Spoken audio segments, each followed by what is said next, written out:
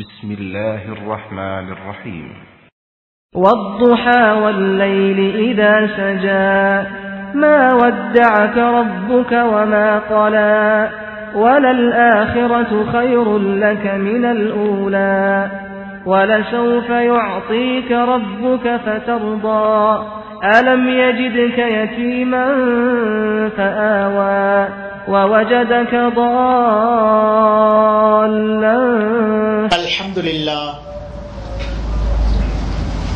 الحمد لله نحمده ونستعينه ونستغفره ونؤمن به ونتوكل عليه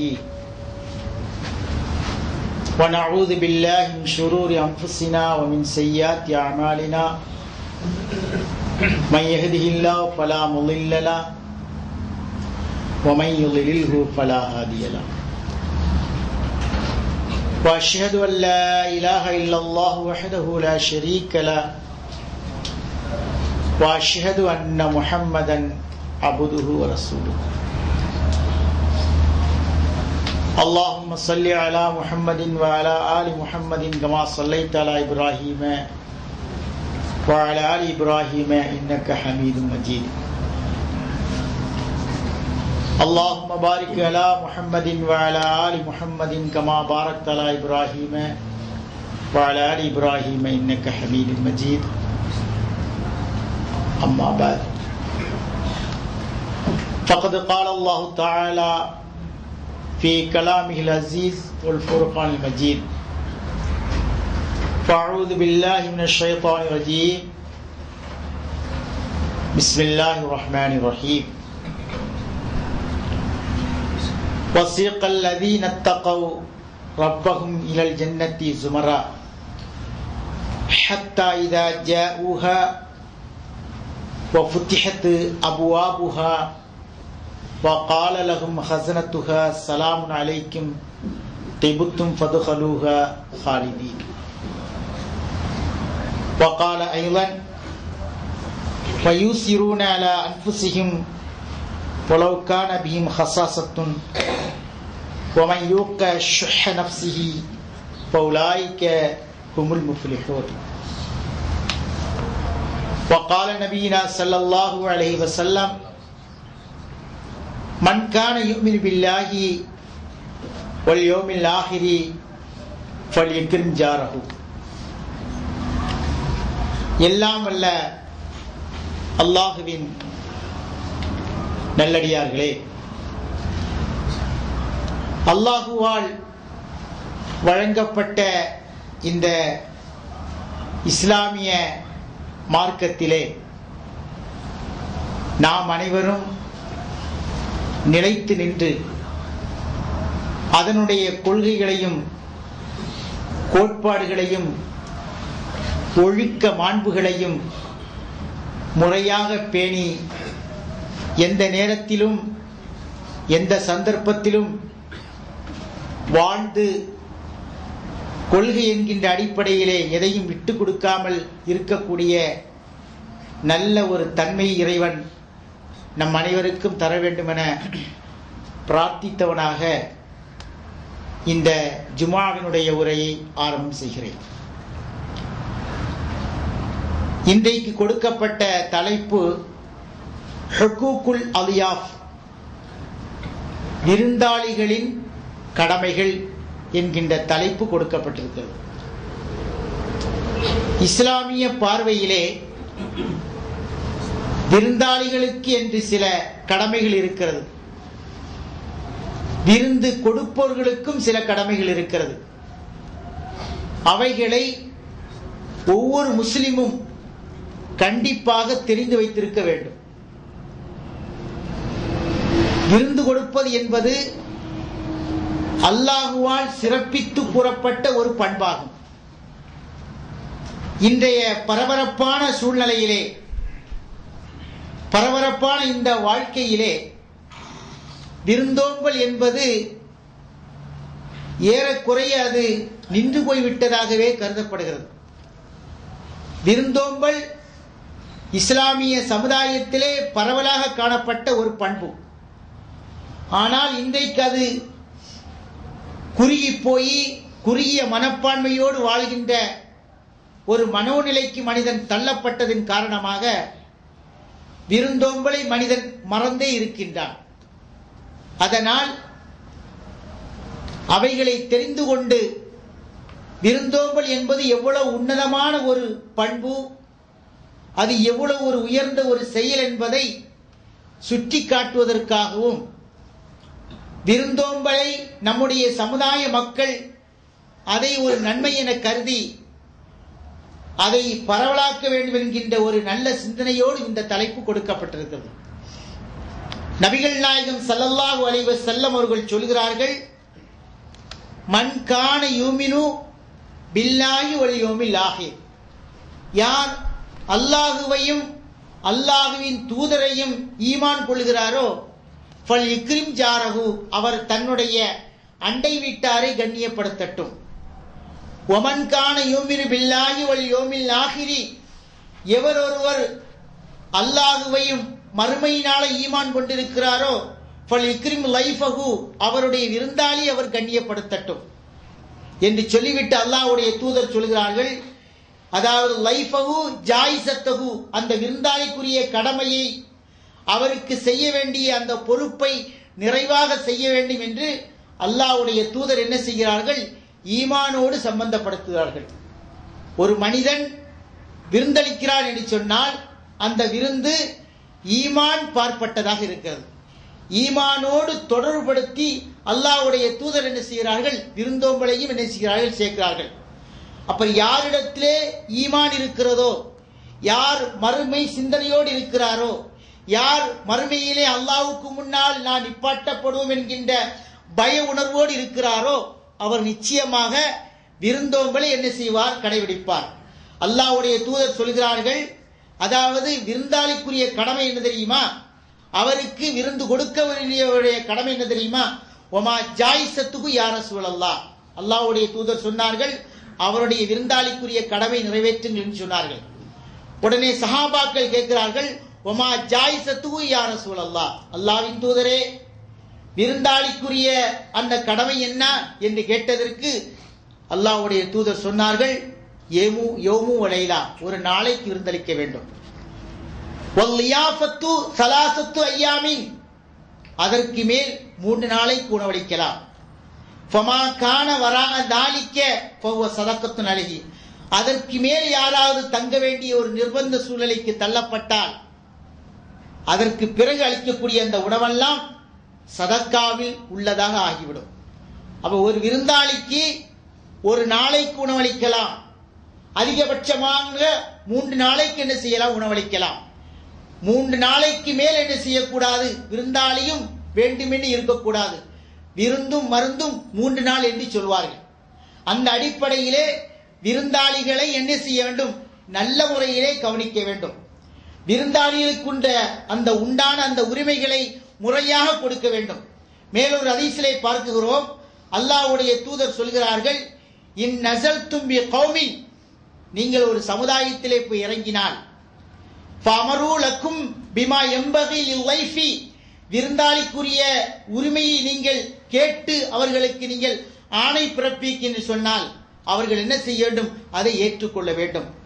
ஃபஇல்லம் யஃபஅலு, அவர்கள் அதை செய்யவில்லை என்று சொன்னால் ஃபஹுது மின்ஹும் ஹக்கல் லைஃப் அல்லதி யம்பகி லஹும், அதாவது விருந்தாளிக்கு என்ன தேவையோ அதை அவராகவே எடுத்து என்ன செய்யலாம், எடுத்துக்கொள்ளலாம் என்று அல்லாஹ்வுடைய தூதர் என்ன செய்கிறார்கள், விருந்தாளிக்குரிய அந்த கடமையை, விருந்தாளிக்குரிய அந்த உரிமையை முறையாக நிறைவேற்ற வேண்டும் என்று கூறுகிறார்கள்.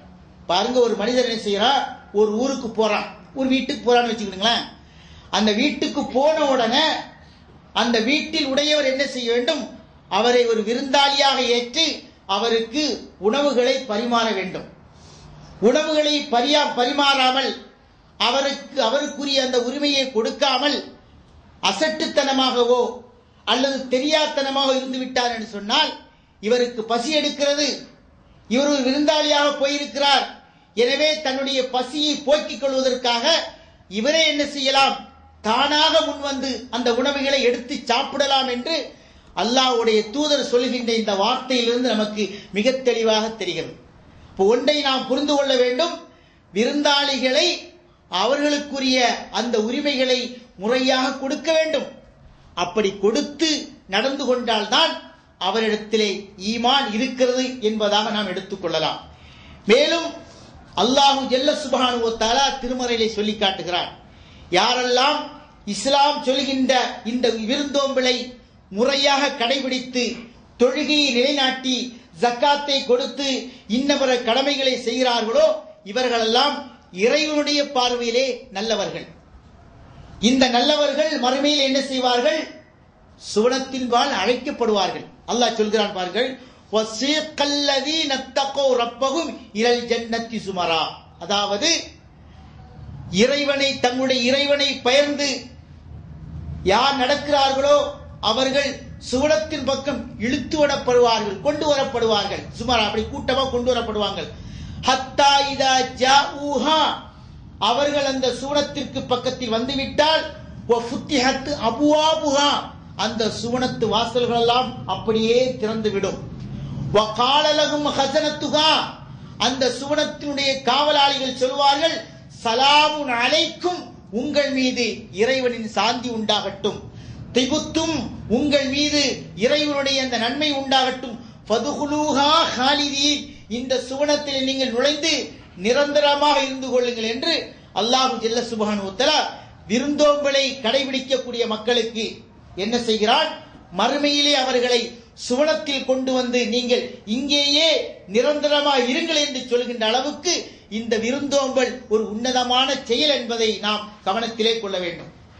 அதற்கடுத்தபடியாக ஒரு மனிதர் வருகிறார், விருந்துக்காக வருகிறார், அல்லது ஏதோ ஒரு வேலை நிமித்தமாக வருகிறார், அவரை நாம் விருந்தாளியாக பார்க்க வேண்டும். விருந்தாளியாக பார்த்தவரை என்ன செய்ய வேண்டும்? வரவேற்க வேண்டும். அவரை பார்த்தவுடனேயே இந்த நேரத்தில் இந்த மனிதர் வருகிறாரே என்று முகங்கடுக்கடுப்போடு அவரை பார்க்கக்கூடாது. அதாவது மலர்ந்த முகத்தோடு அவரை பார்க்க வேண்டும். பார்ப்பதோடு மட்டுமல்லாமல் அவரை என்ன செய்ய வேண்டும்? மர்ஹபன் என்று வரவேற்க வேண்டும். வெல்கம் என்று சொல்வார்கள் இங்கிலீஷிலே, அரபியிலே மர்ஹபன் என்று சொல்வார்கள். வருக வருக என்று அவரை வரவேற்க வேண்டும். வரவேற்றல் மூலமாகவே அந்த மனிதர் புரிந்து கொள்வார், இந்த மனிதர் நல்ல பண்பாளர், இறை கோட்பாடுகளை இறைவனுடைய சட்ட திட்டங்களை பேணக்கூடிய நல்ல மனிதர் என்று என்ன செய்வார்? வந்திருக்கின்ற விருந்தாளி புரிந்து கொள்வார். அதல்லாமல் அவரை பார்த்தவுடனேயே முகக்கடுப்போடோ அல்லது தலையை குனிந்தோ அல்லது ஏறெடுத்தும் பார்க்காமல் ஏனோ தானோ என்று அவரை நாம் பார்த்தோம் என்று சொன்னால் அவர் நினைத்துக் கொள்வார், தெரியாதனமாக வந்துவிட்டோம், வராமலே இருந்திருக்கலாமே என்று அவருடைய எண்ணம் தோன்றுகின்ற அளவுக்கு அது மாறிவிடும். ஆகவே யார் வந்தாலும் சரி அவரை என்ன செய்ய வேண்டும்? அதாவது மலர்ந்த முகத்தோடு, புன்னகையோடு, புன்சிரிப்போடு அவரை என்ன செய்ய வேண்டும்? வரவேற்க வேண்டும். பாருங்கள், இன்ன வஃப்த அப்துல் கைஸ், அதாவது அப்துல் கைஸ் என்கின்ற ஒரு சமுதாயம், ஒரு கூட்டம், லம்மா அத்தவுன் நபிய ஸல்லல்லாஹு அலைஹி வஸல்லம், அல்லாஹ்வுடைய தூதரை பார்ப்பதற்கு அவர்கள் வருகிறார்கள். அப்ப ரசூல் ஸல்லல்லாஹு அலைஹி வஸல்லம் அவர்களுக்கு இந்த கூட்டத்தை அவங்க இதுக்கு முன்னால பார்க்கல. அல்லாஹ்வுடைய தூதரை பார்க்காமலேயே மற்ற சஹாபாக்களுடைய அந்த இஸ்லாமிய நடைமுறைகளை பார்த்துவிட்டு இஸ்லாத்தை ஏற்றுக்கொண்ட மக்கள் அவர்கள் வந்தவுடனே அல்லாஹ்வுடைய தூதர் கேட்கிறார்கள், மனில் கௌமு, இந்த சமுதாயம் யார்? அல்லது மனில் வஃப்து, இந்த சிறு குழு யார் என்று அல்லாஹ்வுடைய தூதர் கேட்டார்கள். அதற்கு சொன்னார்கள், இவர்கள்தான் ரபியா என்ற குலத்தை சேர்ந்த குடும்பத்தார்கள், கோத்திரத்தார்கள் என்று சொன்ன உடனே மர்ஹபன், வருக வருக என்று அல்லாஹ்வுடைய தூதர் வரவேற்றார்கள்.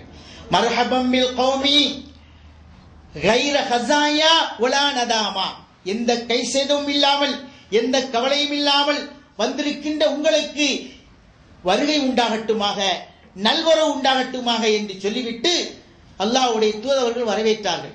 வரவேற்ற உடனே கேட்டு அவர்கள் சொல்கிறார்கள், வந்தவர்கள், யா ரசூலல்லாஹ், இன்னாலா நஸ்தத்தியு அன் நஅத்தியக இல்லா ஃபி ஷஹ்ரில் ஹராமி, அதாவது அல்லாஹ்வால் போர் செய்வதற்கு தடை செய்யப்பட்ட மாதமான இந்த துல்ஹஜ் மாதத்தை தவிர வேறு எந்த நாளிலும் எங்களால் உங்களிடத்திலே வர முடியாது.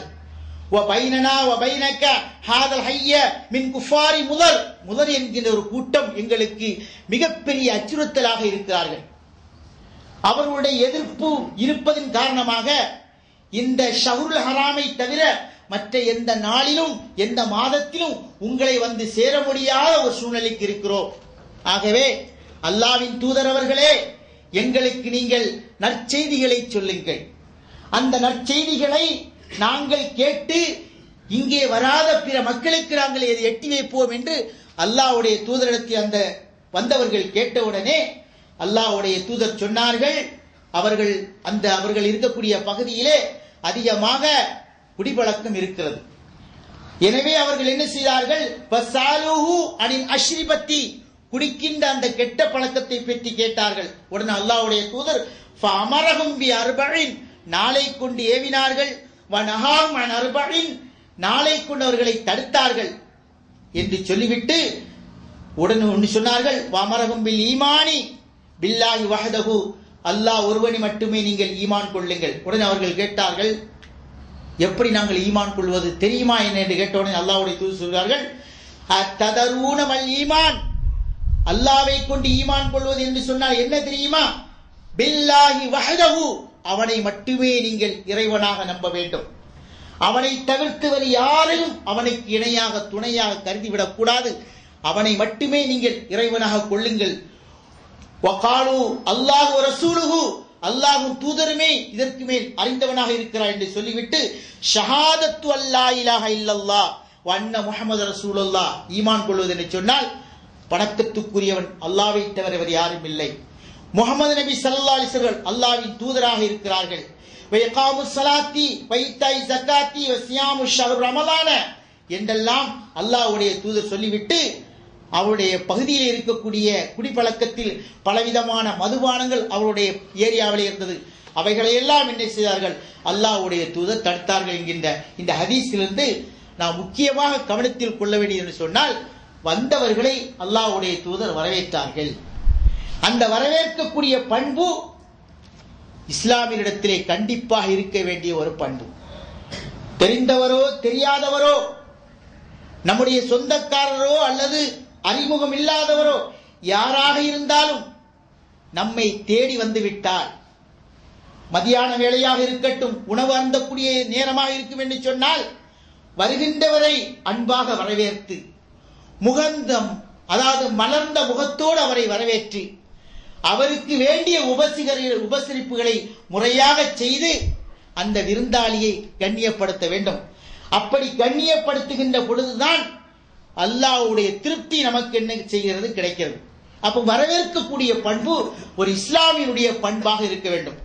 இன்னொரு ஹதீஸிலே பாருங்கள், அன்னஹு சமிஅ உம்மிஹானி பின்த் அபி தாலிபு தகுலு தஹப்து இலா ரசூலுல்லாஹி ஸல்லல்லாஹு அலைஹி வஸல்லம், அதாவது உம்மிஹானி என்கின்ற ஒரு நபித்தோழி அவர்கள் அல்லாஹ்வுடைய தூதரை பார்ப்பதற்காக செல்கிறார்கள். எப்ப போறாங்க, ஆமல் ஃபத்ஹ் மக்கால போறாங்க.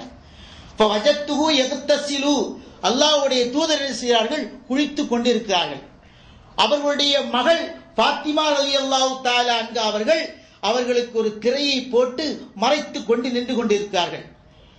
இந்த உம்முஹானி அவர்கள் போன உடனே என்ன செய்கிறார்கள், சலாம் சொல்கிறார்கள். சலாம் சொன்ன உடனே அங்கிருந்து குரல் வருகிறது, மன் ஹாதிஹி, வந்திருப்பவர் யார் என்று கேட்ட உடனே அவர்கள் சொல்கிறார்கள், ஆனா உம்முஹானி, நான் தான் உம்முஹானி வந்திருக்கிறேன். உடனே அல்லாஹ்வுடைய தூதர் சொல்கிறாங்க, பாருங்க, மர்ஹபம் பி உம்மிஹானி, உம்முஹானியே உனக்கு சுப செய்தி உண்டாகட்டும், உன்னுடைய வருகை நல்வராகட்டும் என்று அல்லாஹ்வுடைய தூதர் குளித்துக் கொண்டிருக்கிற நிலைமையிலேயே என்ன செய்கிறார்கள், சொல்கிறார்கள். சொன்னால் எந்த அளவுக்கு அல்லாஹ்வுடைய தூதர் அந்த மக்களுக்கு மத்தியிலே நல்ல பண்பாடுகளை போதித்தார்கள். ஒரு காலத்தில் எப்படி இருந்தார்கள், சொந்த பந்தங்கள் வேண்டாம் என்று உறவுகளை முறித்து காலங்காலமாக சண்டை போட்டுக் கொண்டிருந்த அந்த மக்களுக்கு மத்தியிலே அல்லாஹ்வுடைய தூதர் வரவேற்கக்கூடிய பண்பை கொடுத்து, யாராக இருந்தாலும் அவர்களை வரவேற்று விருந்துபசரிப்பு செய்ய வேண்டும் என்கின்ற நல்ல பண்பாடுகளை அல்லாஹ்வுடைய தூதர் என்ன செய்தார்கள், போதனை செய்தார்கள். அந்த போதனை இன்றைக்கும் அரபு நாடு மக்களுக்கு மத்தியிலே பரவலாக இருப்பதை பார்க்கிறோம். எத்தனையோ கெட்ட பழக்கம் இருந்தாலும் இந்த ஒரு நல்ல பழக்கத்தை பட்ட விடுறதே இல்லை. சாப்பிட்டு கொண்டிருக்கும் பொழுது யாரு போனாலும் என்ன செய்வான், வா வா உட்கார் உட்கார், சாப்பிட்டு சாப்பிடு. நல்ல பழக்கம் அரபு நாட்டில் எந்த இடத்துல போனாலும் இங்க பார்க்கலாம். இது யாரு உருவாக்குனது, அல்லாஹ்வுடைய தூதர் உருவாக்கியது. எப்படியோ இந்த மக்களை உயர்ந்த பண்பாடுகளுக்கு சொந்தக்காரராக அல்லாஹ்வுடைய தூதர் மாற்றினார்களே, அதனுடைய வெளிப்பாடுதான் இந்த விருந்தோம்பல் என்கின்ற நல்ல ஒரு பண்பு. அது மட்டுமல்லாமல் அல்லாஹ்வுடைய தூதர் என்ன செய்கிறார்கள்? இன்னொரு ஹதீஸிலே நாம பார்க்கிறோம். ஆயிஷா ரலியல்லாஹு தஆலா அன்ஹா அவர்கள் அறிவிக்கிறாங்க, அக்பல்து ஃபாத்திமத்து தம்ஷி கஅன்ன மஷ்யஹா மஷ்யு நபி. அல்லாஹ்வுடைய தூதர் எப்படி நடப்பாங்களோ, எப்படி தன்னுடைய காலடிகளை எடுத்து வைப்பாங்களோ, அதுபோலவே ஃபாத்திமா ரலியல்லாஹு தஆலா அன்ஹா அவர்களும் நடப்பாங்க. அல்லாஹ்வுடைய எப்படி நடந்து போறாங்க அது மாதிரியே அதே மாதிரி ஒத்திருக்கும் அப்படின்னு யார் சொல்றா? ஆயிஷா ரலியல்லாஹு தஆலா அன்ஹா அவர்கள் சொல்கிறார்கள். சொல்லிவிட்டு ஃபகால நபி ஸல்லல்லாஹு அலைஹி வஸல்லம் மர்ஹபம் பிப்னதி. ஃபாத்திமா ரலியல்லாஹு தஆலா அன்ஹா அவங்க வீட்டுக்கு போன உடனே தன்னுடைய மகளை என்ன செய்றாங்க? வரவேற்கிறாங்க. அப்ப வரவேற்கக்கூடிய ஒரு பண்பு என்ன செய்ய வேண்டும்? நம்மிடத்தில் இருக்கிறதுல நிறைய விஷயங்கள் சொல்லப்படுகிறது. அவர்கள் போன உடனே அவர்கள் என்ன செய்றாங்க? பக்கத்துல உட்கார வைக்கிறாங்க. உட்கார வச்சு ஒரு ரகசியத்தை சொல்றாங்க.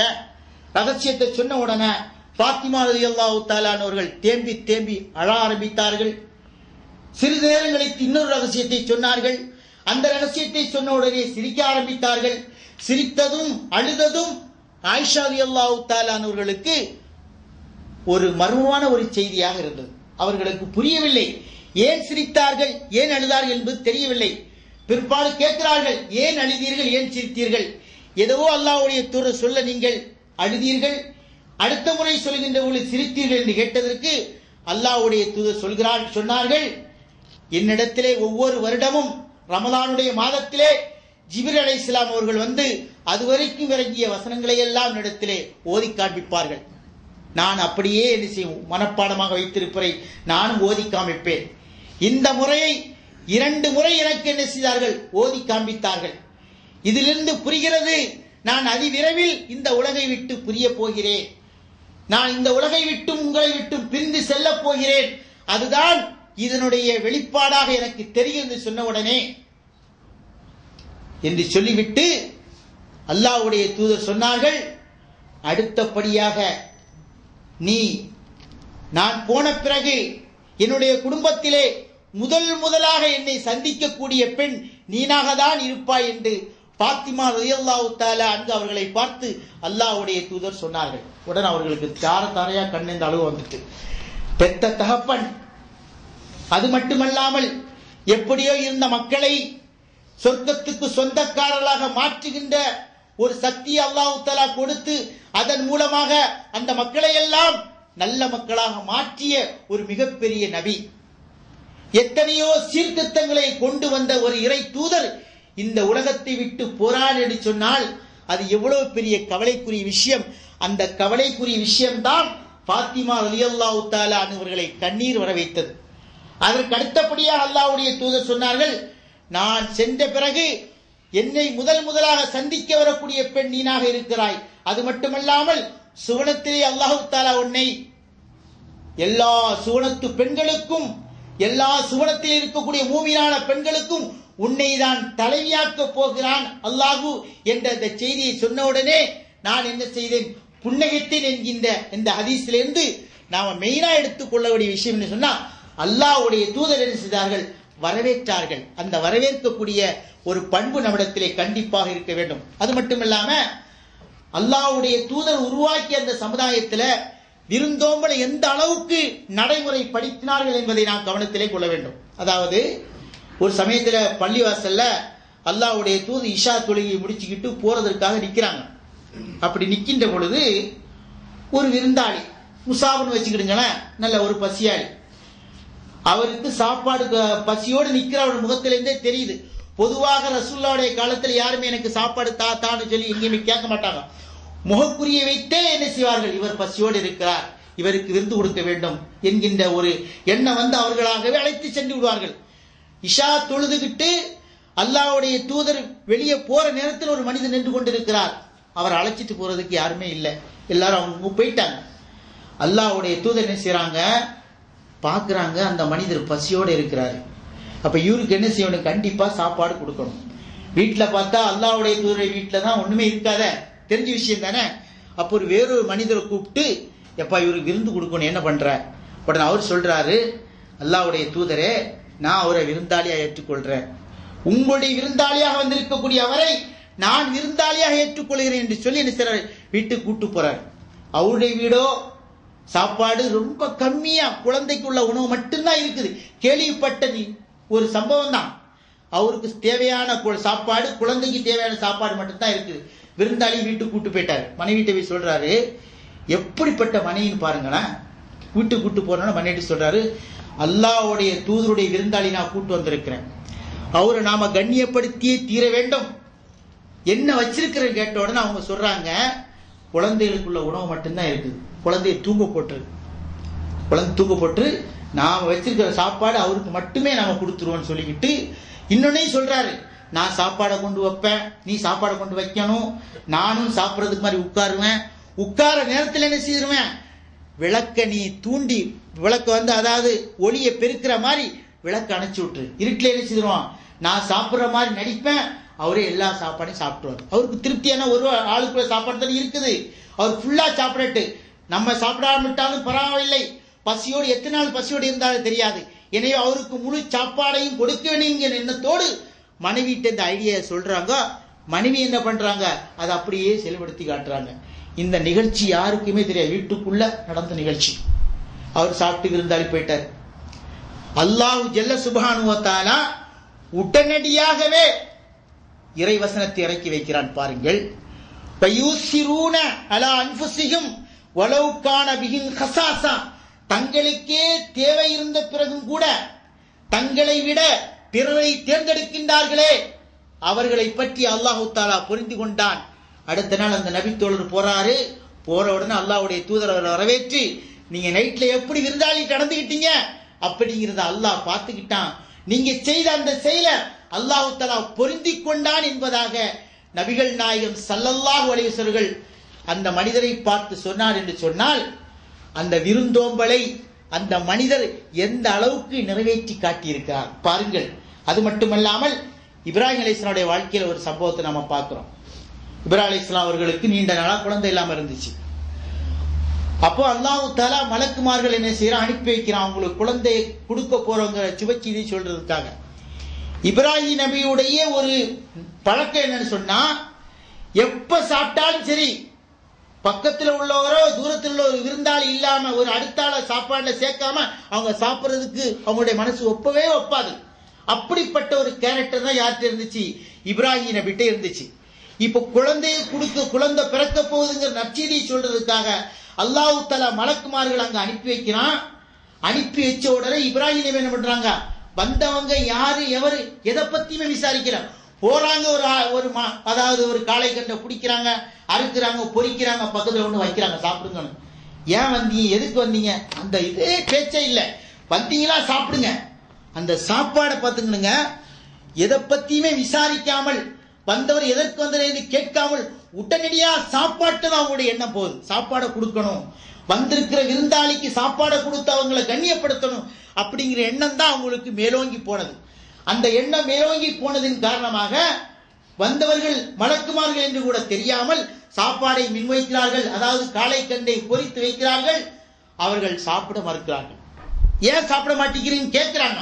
அப்ப இப்ராஹிம் நபிட்ட அல்லாஹு ஜல்ல சுப்ஹானஹு வ தஆலா ஒரு சிறந்த பண்பாடை கொடுத்திருந்தான். அதனாலதான் அல்லாஹு தஆலா இன்ன இப்ராஹிம கான உம்மா என்று சொல்கிறான். அதாவது இப்ராஹிம் நபி ஒரு சமுதாயமாகவே திகழ்ந்தார் என்று அல்லாஹு ஜல்ல சுப்ஹானஹு சொல்கிறான் என்று சொன்னால், இப்ராஹிம் நபிட்ட இருந்த எத்தனையோ அத்தனை நல்ல பழக்கங்களிலும் இந்த விருந்தோம்பல் மிக உன்னதமான ஒரு செயலாக இருக்கிறது என்பதை இந்த வசனம் நமக்கு மிக தெளிவாக காட்டுகிறது. அது மட்டும் இல்லாம யார் வந்தாலும் என்ன செய்யணும், ஒரு புன்னகையோடு அவர்களை வரவேற்கணும். அல்லாஹ்வுடைய தூதர் சொல்கிறார்கள், கால நபி ஸல்லல்லாஹு அலைஹி வஸல்லம் லா தஹரிக்கன்ன பில் மஅரூஃபி ஷையா, அதாவது நல்ல விஷயத்துல எதையுமே நீ இழிவாக குறைவாக எடை போட்டு விடாதே. வலவ் அன் தல்க அஹாக்க பிவஜ்ஹின் தலக்கின், முகம்த மனத்தோடு சிரித்த முகத்தோடு சந்திப்பதும் கூட ஒரு நல்ல ஒரு செயல்தான் என்று நபிகள் நாயகம் ஸல்லல்லாஹு அலைஹி வஸல்லம் சொல்கிறார் என்று சொன்னால், விருந்தாளிகளை என்ன செய்ய வேண்டும், நல்ல முகத்தோடு புன்னகையோடு அவர்களை வரவேற்க நாம் கற்றுக்கொள்ள வேண்டும். அது மட்டும் இல்லாம நபிகள் நாயகம் ஸல்லல்லாஹு அலைஹி வஸல்லம் நாம விருந்துக்கு போறோம்னு சொன்னா விருந்துக்குள்ள வீட்டுக்கு போறோம்னா நாமளாகவே சில உரிமைகளை நாமளாவே கையில் எடுத்து அந்த ரூமை திறந்து பார்க்குறது, இந்த ரூமை திறந்து பார்க்குறது, அப்படி மேலே பார்த்து அப்படி பெருமிச்சு விடுறது, எப்பா எப்படி இருந்தான் எப்படி ஆயிட்டாப்பா அப்படிங்கிற மாதிரி எல்லாம் என்ன செய்யக்கூடாது, நாம பார்க்கக்கூடாது. அல்லாஹ் தஆலா ஒருத்தருக்கு என்ன செய்யறான், செல்வத்தை கொடுக்கிறான், சில பேருக்கு கொடுக்காமல் இருக்கிறான். இரண்டுமே சோதனை தான்.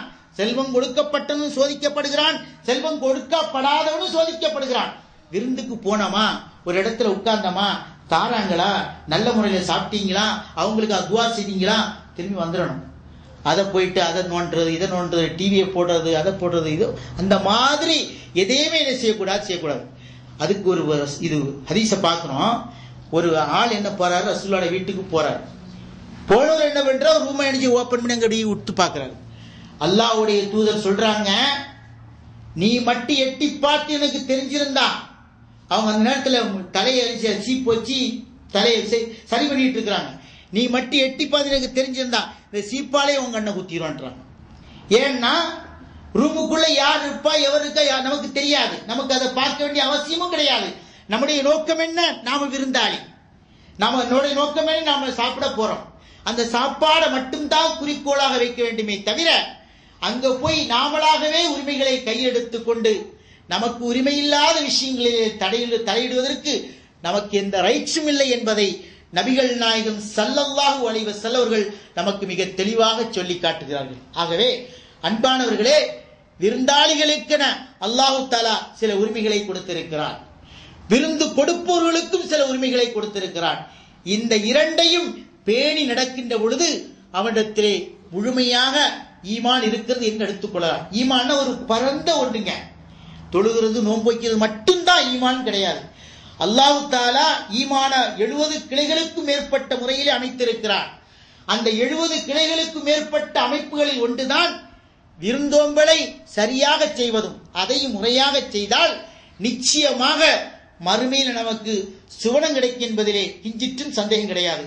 மல்லம் யஷ்குருல் இன்னாஸ் மல்லம் யஷ்குருன் நாஸ பலம் யஷ்குருல்லாஹ். யார் அதாவது எவன் ஒருவன் மக்களுக்கு நன்றி செலுத்தவில்லையோ அவனுக்கு அல்லாஹ் தஆலா நன்றி செலுத்தப்பட்ட. விருந்து சாப்பிட்றவன் செய்யணும், சாப்பிட்டு முடிச்சாச்சா அவருக்காண்டி துவா செய்துக்கிட்டு அல்லாஹ் உங்களுக்கு நல்ல இதை தரட்டும், உங்களுடைய பாவங்களை மன்னிக்கட்டும் அப்படின்னு அவருக்கு துவா செய்து நன்றி செலுத்தி விட்டு வரணும். நன்றி செலுத்தாம போனா கூட அது நம்ம மனசு குருத்தும், வந்தான் சாப்பிட்டான் பேசாம போறான், இது என்ன மனுஷன் அப்படிங்கிற மாதிரி வெளியில சொல்லாம இருந்தாலும் உள்ளுக்குள்ளேயே உறுத்திக்கிட்டே இருக்கும். வந்துட்டு போறான் பாரு, வந்து சாப்பிட்டான் பாட்டுக்கு போயிட்டே இருக்கான். அந்த மாதிரி இருக்க கூட வந்தமா சாப்பிட்டமா, விருந்தாளியா போறோமா சாப்பிட்டமா, ஒரு நன்றி செலுத்தி அவருக்காக துவா செய்துட்டு அந்த இடத்துலதான் உட்கார்ந்து நீங்க கையேந்தி துவா செய்யணும்னு இல்ல, மனசுக்குள்ளேயே துவா செய்யலாம். பசியோட வந்தேன், எனக்கு சாப்பாடு தந்தாரு, அல்லாஹ் அவருடைய பொருளாதாரத்தில் நல்ல பரக்கத்தை கொடுக்கணும் அப்படிங்கிற மாதிரி மனசுக்குள்ளேயே துவா செய்து விட்டு செல்வது ஒரு விருந்து சாப்பிட வந்தவருடைய அந்த விருந்தாளியுடைய கடமையாக இருப்பதை நாம் என்ன செய்ய வேண்டும், புரிந்து கொள்ள வேண்டும். அல்லாஹு ஜல்ல சுப்ஹானஹு வ தஆலா விருந்தாளிகளை கண்ணியப்படுத்தக்கூடிய நல்ல மக்களாக நம் அனைவரையும் ஆக்கி அள்ள வேண்டும் என பிரார்த்தித்தவனாக ஜுமாவினுடைய முதல் உரையை முடிக்கிறேன். பாரக்கல்லாஹு லக்கும் ஃபில் குர்ஆனில் வ நஃபஅனா வ இய்யாக்கும் பில் ஆயாத்தி வ திக்ரில் ஹக்கீம்.